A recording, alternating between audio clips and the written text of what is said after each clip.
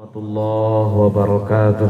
Waalaikumsalam warahmatullahi wabarakatuh. Inna hamdalillah wa usalli wa sallimu ala rasulillah Muhammad ibn Abdullah wa ala alihi wa ashabihi wa mawalah. Faqad qala ta'ala fi kitabihil karim, a'udzu billahi minasy syaithanir rajim.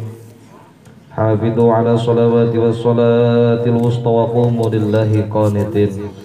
Al-ayah Allahu a'lamu bimuradih.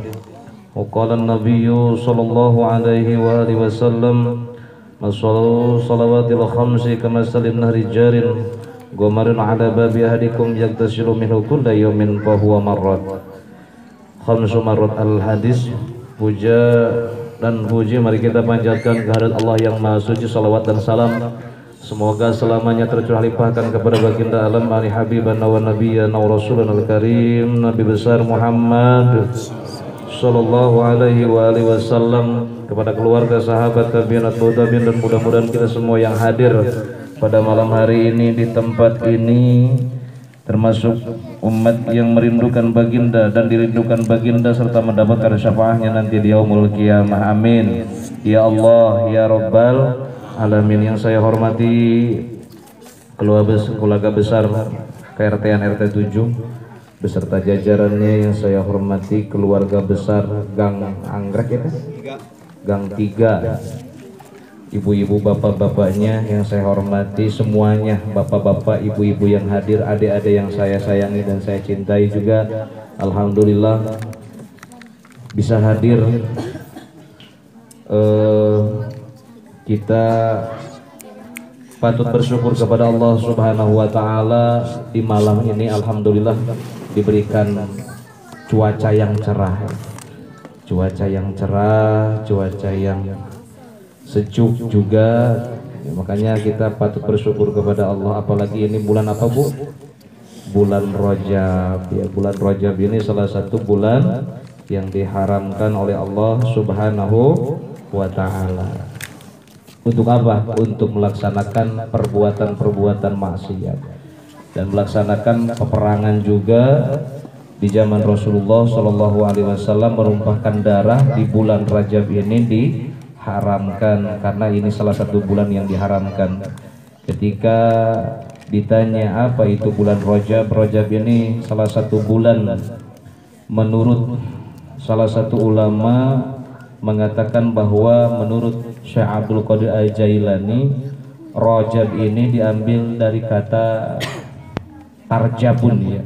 Rohnya ini merupakan rahmatullah, kasih sayang Allah.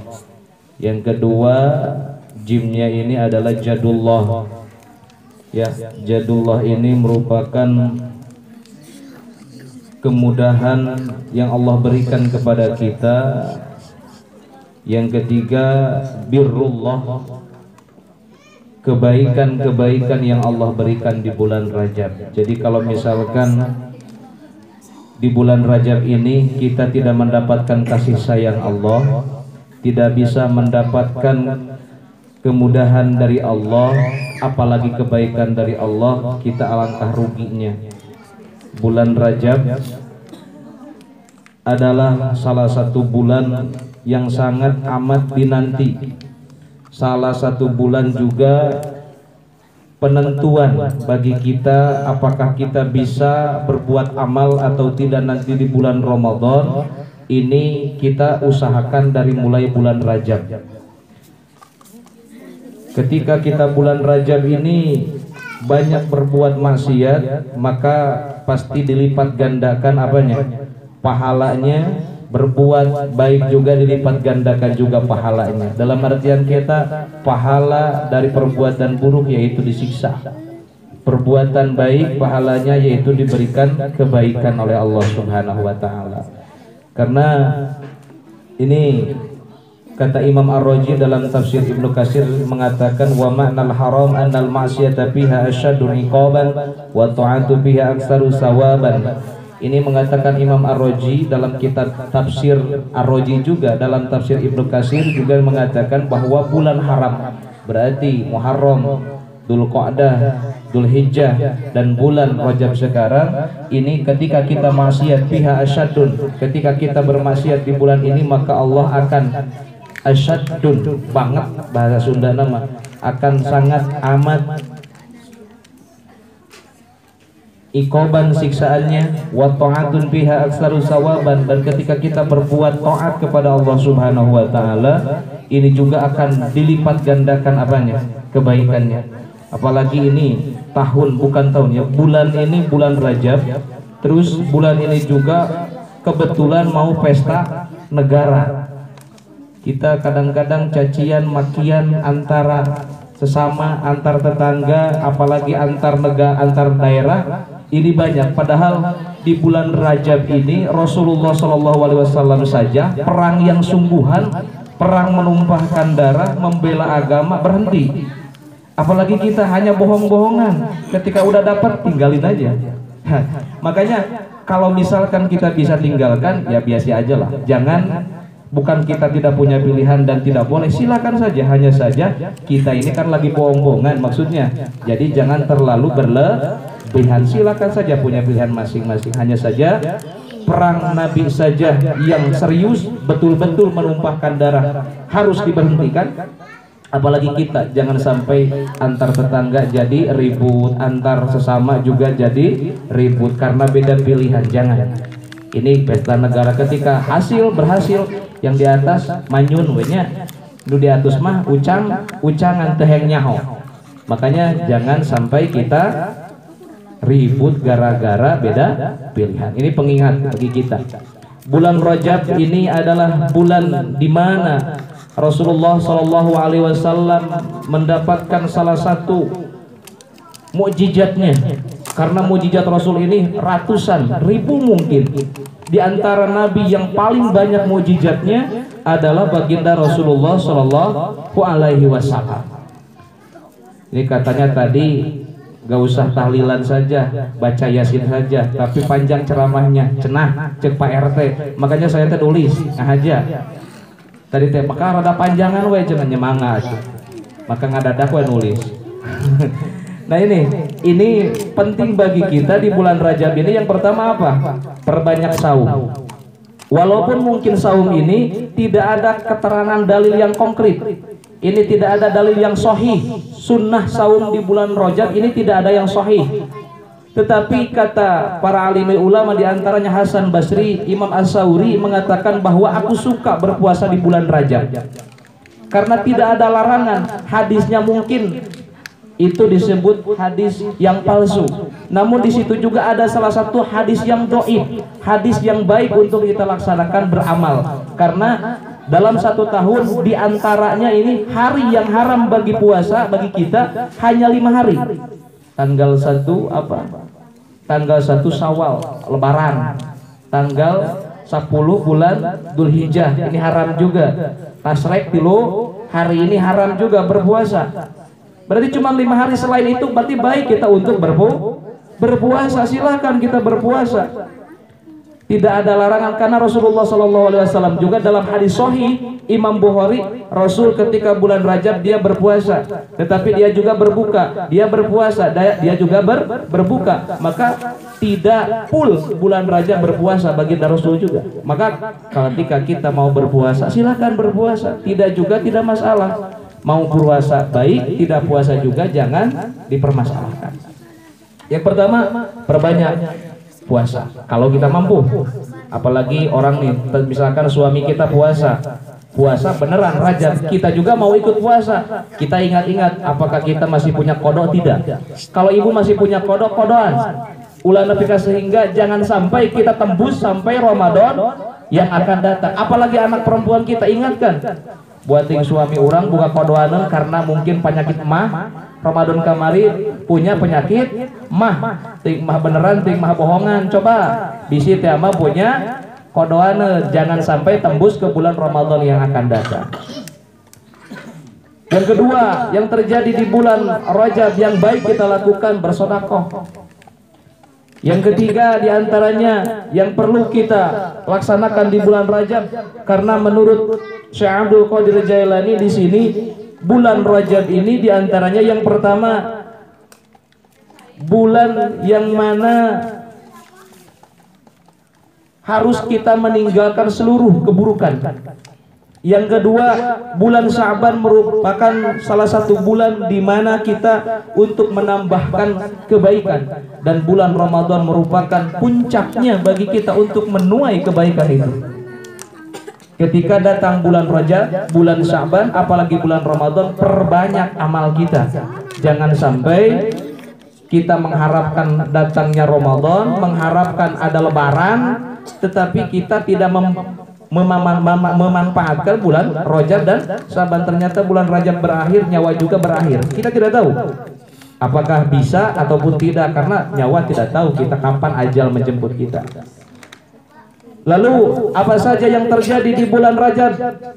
Rasulullah Shallallahu Alaihi Wasallam dengan hakikat Allah, keinginan Allah. Ini bukan, walaupun ada dalam kitab Durratun Nasihin dikatakan bahwa Nabi diisrokan dan dimi'rajkan oleh Allah Subhanahu Wa Taala karena perdebatan bumi dan langit, tetapi hakikat perkara ini keinginan Allah. Tidak ada rujukan ataupun tidak ada bujukan dari makhluknya, tetapi Allah ingin memperlihatkan kekuasaannya. Allah ingin memperlihatkan bahwa Allah ini akbar. Allah mengatakan dalam Al-Quran, Subhanalladzi asra. Allah Maha Suci asra, yang memperjalankan dari kota Mekah ke kota Palestina. Ibu, kalau di kita dari kota Mekah sampai kota Palestina itu kira-kira 1.500 kilometer. Ini dalam satu riwayat dikatakan bahwa ketika Nabi Isra Mi'raj, Nabi ini tempat tidurnya habis Isra dan dimi'rajkan oleh Allah, tempat tidurnya masih hangat, tempat wudhunya juga masih basah. Berarti tidak sampai berapa jam. Padahal Allah itu mengisrokan dan memi'rajkan Nabi dari kota Mekah sampai ke kota Palestina, ke Masjidil Aqsa, lalu angkat sampai ke Sidratul Muntaha, lalu kembali lagi. Tempat tidurnya masih hangat, lalu apanya? Tempat wudhunya juga masih basah, menandakan tidak lama. Tetapi Nabi sebelum diisrokan dan dimi'rajkan, Nabi dibelah juga apanya? Dadanya, dibersihkan dulu manahnya. Bukan Nabi tidak bersih hatinya, tetapi dipenuhi dengan hikmah oleh Allah Subhanahu Wa Taala. Ini juga menandakan dan memberikan tanda kepada kita sebelum kita menghadap kepada Allah, bahwa kita harus bersih dulu. Kalau misalkan kita bau badan, jangan sholat dulu. Ya bang, minimal kita cuci muka tuh minimal gitu kan, ataupun misalkan kita juga mandi seala kadarnya, lalu kita wudhu, lalu kita sholat. Ini juga merupakan kemuliaan bagi kita. Kemuliaannya apa? Allah Subhanahu Wa Taala ini mengundang kepada kita sehari semalam berapa kali, Bu? 5 kali. Kita mau bertemu dengan menteri saja, Bu, prosesnya lama, sampai seminggu, mungkin ada yang sebulan, apalagi kita bertemu dengan presiden. Kita ini diundang oleh presidennya presiden, Allah Subhanahu Wa Taala yang maha gagah kuasa, ini sehari semalam 5 kali. Tapi kita tidak bangga. Ini yang jadi pertanyaan bagi kita. Kenapa tidak bangga? Karena merasa bahwa biasa. Padahal ini merupakan suatu anugerah dari Allah Subhanahu Wa Taala untuk kita. Rasulullah Shallallahu Alaihi Wasallam pernah mengibaratkan sholat ini diibaratkan satu sungai yang penuh airnya, lalu mengalir ke rumah-rumah, pintu rumah kita, lalu kita mandi 5 kali sehari. Kira-kira bersih tidak? Ibu, kalau misalkan di depan rumah Bapak ada tempat yang airnya mengalir, lalu kita mandi, duhur mandi, asar mandi, maghrib, isya mandi, subuh juga mandi, kira-kira Bapak sama Ibu bersih enggak? Nah, kita sehari-hari ini lupa sama Allah, sehari-hari ini kita punya maksiat dan sering berbuat maksiat kepada Allah. Kita dibersihkan dengan duhur, dengan asar, dengan maghrib, dengan isya dan subuh. Apakah kita tidak bersih dari dosa? Insya Allah bersih. Namun kita tidak sadar bahwa pembersih dosa kita adalah diantaranya sholat. Lalu sholat yang bagaimana? Kata Allah, ini aqimus sholat, bukan if'alus sholat, bukan melaksanakan sholat, tapi mendirikan sholat. Lalu Syekh Hatim Al-Asom, ini seorang ulama. Hatim Al-Asom ini gelar, Ibu. Hatim Al-Asom ini adalah gelar. Asom ini adalah torek bahasa Sunda nama. Kenapa? Karena dia ini seorang wali Allah Subhanahu Wa Taala, diangkat menjadi walinya oleh Allah Subhanahu Wa Taala karena menutupi aib perempuan. Ketika itu ada perempuan, Syekh Hatim ini berdagang. Waktu itu ada perempuan yang belum menikah, ternyata dia kentut. Sieun eraeun. Padahal kakupingannya, padahal Syekh ini mendengar bahwa perempuan itu kentut. Tapi perempuan itu merenang bertanya, "Syekh ini berapa? Syekh ini berapa?" Apa jawaban Syekh Hatim? Apa? Ternyata Syekh Hatim ini pura-pura tidak mendengar, takutnya perempuan tadi malu bahwa dia kentut. Cek perempuan eta teh kumaha? Berarti teu kadengeun tadi hitut. Oke. Maka Syekh Hatim ini menjadi walinya diantaranya karena dia menutupi aib perempuan tersebut. Maka diberikanlah gelar Hatim al-Asom. Syekh Hatim ini ditanya oleh para jamaahnya, "Syekh Hatim, bagaimana cara kamu melaksanakan sholat agar kamu khusyuk kepada Allah Subhanahu wa Ta'ala?" Maka Syekh Hatim ini mengatakan di sini, yang pertama, "Akumu wa ukabbiru li sholat wa anta hayyul ka'bah wa amama aini wa sirati tahta qadami wa jannata yamini wan nari shimali wa malakul maut wara'i." Ini mengatakan Syekh Hatim al-Asom, ketika aku sholat ingin khusyuk, maka yang pertama aku mendirikan sholat karena Allah Subhanahu wa Ta'ala. Di antaranya yang kedua, aku berhayal, maksudnya berhayal bahwa Ka'bah ini ada di depan mata. Yang ketiga, Siratal mustaqim, itu ada di bawah kakiku, sedangkan surga ada di belah kananku, sedangkan neraka ada di belah kiriku, dan malakal maut ada di belakangku. Makanya aku bisa khusyuk kepada Allah Subhanahu wa Ta'ala ketika sholat. Urang mah keur sholat teh lain ngingat-ngingat hareupeun aya Ka'bah, naon cing? Ingat sieun aya Bang Ketika kita sholat apa? Yang kita ingat musep, nanti kajatos, kemana deh? Nah ini yang kita ingat itulah.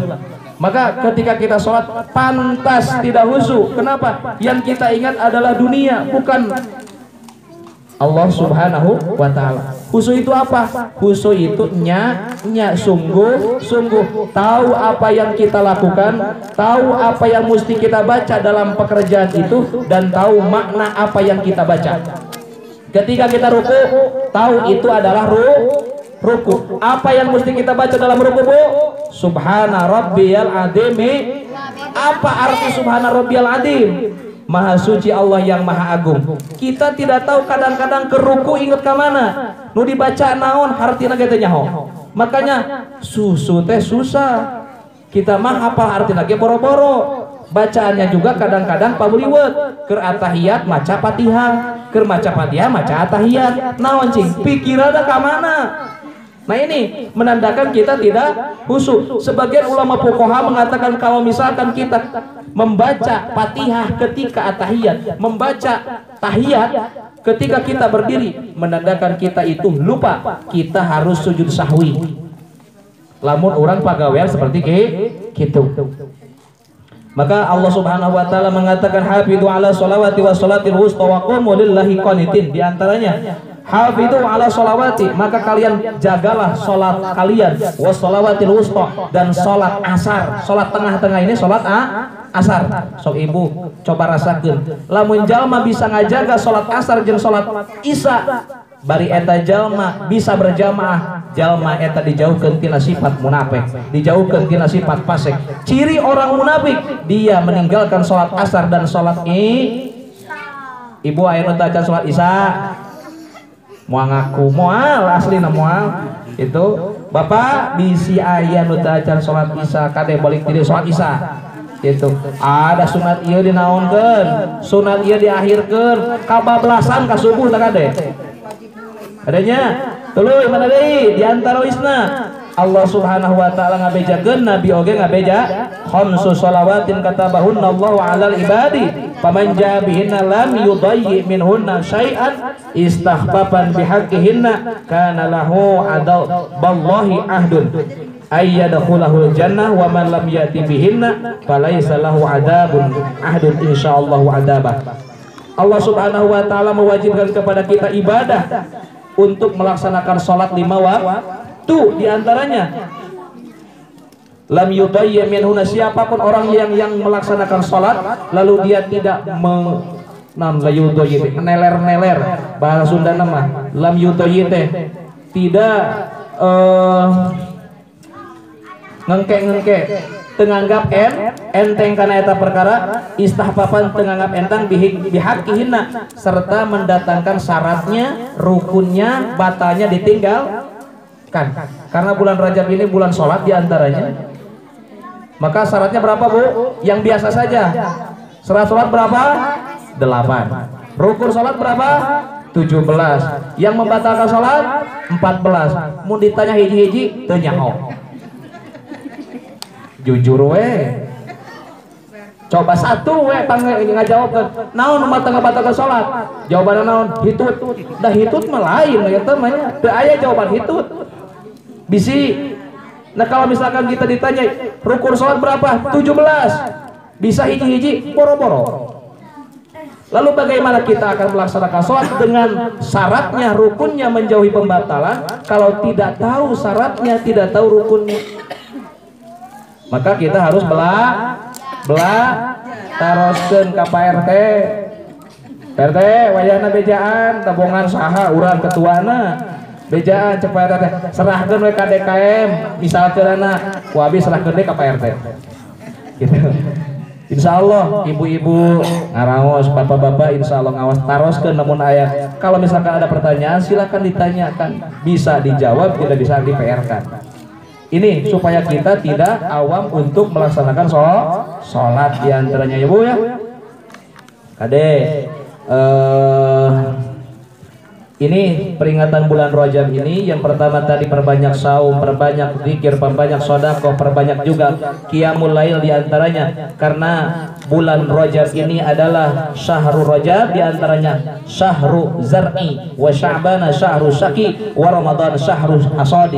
Bulan Rajab ini merupakan bulan untuk menanam, bulan Sya'ban bulan untuk menyiram, dan bulan Ramadan adalah bulan untuk panen. Kalau misalkan kita bulan Rajab hanya menanam saja tapi tidak disiram, kira-kira kumaha? Paeh Bu cenah. Cek PRT ge paeh tah. Berarti urang anu ukur nanam we unggul cep sampe beutian lamun ditancapkeun unggul. Ari bonteng teu disiram paeh. Ibaratkeun anak, maka siraman bulan Saban ulah eureun, bulan Ramadan tamahan hayang panen mung nyiram belagu gitu kan diantaranya. Maka supaya kita lebih giat lagi beribadah, maka tingkatkan kualitas ibadah kita.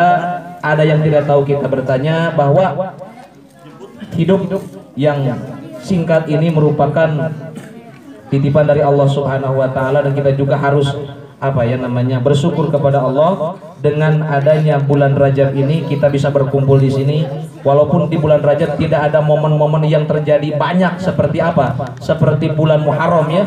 Kalau bulan Muharram itu sangat banyak. Bulan Rajab ini diantaranya yang pertama, ibu tahu Raja Habsyi tahu meninggalnya itu bulan Rajab, dia masuk Islam. Ibu terang Imam Syafi'i, muntah terang kenalan. Imam Syafi'i adalah Muhammad bin Idris bin Asy-Syafi'i. Beliau ini meninggalnya tahun 210 Hijriah, usia 56 tahun di bulan Rajab tahun 210 Hijriah.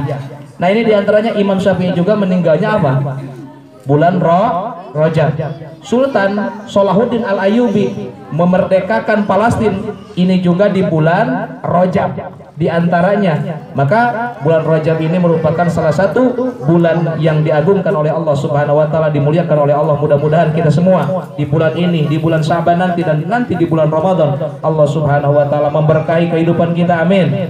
Memberkahi keluarga kita, amin. Memanjangkan usia kita sampai kepada bulan Ramadan, dan kita selalu diberikan ketaatan oleh Allah Subhanahu wa taala, melaksanakan perintah-perintahnya dan meninggalkan larangan-larangan Allah Subhanahu wa taala, amin ya rabbal alamin. Apapun yang kita inginkan, apapun yang cita-cita kita di bulan ini, di bulan Sya'ban nanti, di bulan Ramadan, Allah memberikan jalan kemudahan kita, memberikan kesempatan kepada kita, dan Allah memberikan rezeki yang halal dan barokah kepada kita, amin ya rabbal alamin. Siapapun yang sedang sakit dari keluarga kita, istri, suami, anak, terutama orang tua kita, lahirnya, batinnya kita doakan mudah-mudahan dengan sakitnya bisa menjadi kifaroh ataupun penghapus atas dosa-dosanya, ditinggikan derajatnya dan disehatkan sebagaimana biasanya, amin ya robbal alamin. Ini warga kita katanya Ibu Atikah mau dioperasi besok, penyakitnya kita nggak usah tahu juga, katanya mau dioperasi. Kita doakan mudah-mudahan Ibu Atikah ini diberikan kesehatan oleh Allah Subhanahu wa taala. Proses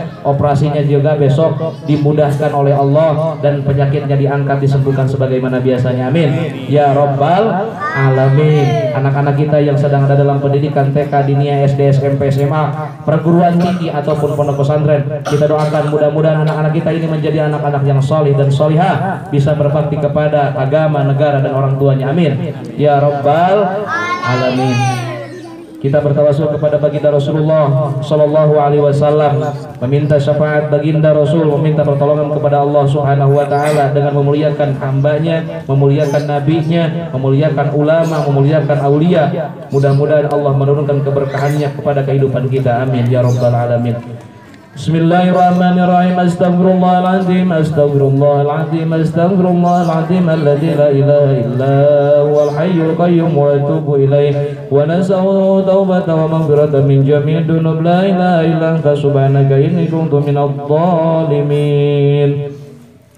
Bismillahirrahmanirrahim. Ila hadratin nabiyil mustafa bil murtada syafaati rasulillah sallallahu alaihi wasallam wa ala alihi wa ashabihi wa azwaji wa auladi wa dzurriyyati wa li baitihil kiram syai'un lillahi lahumul fatihah.